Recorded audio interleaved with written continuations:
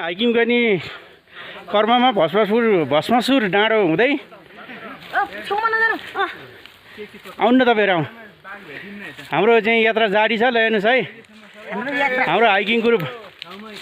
Hello, अब हामी यहाँ एकदम चन्द्रगिरी हाइटमा भस्मासुर नजिक र सम्बादेवी नजिक फेरि जोइ नभन्नुहोस् है, झोला बोक्दैन फेरि हो पढ्ने झोला हो।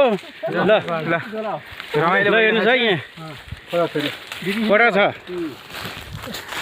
हामी हिँड्दैछौँ, हाम्रो यात्रा जारी छ। ल ल ल हाम्रो चाहिँ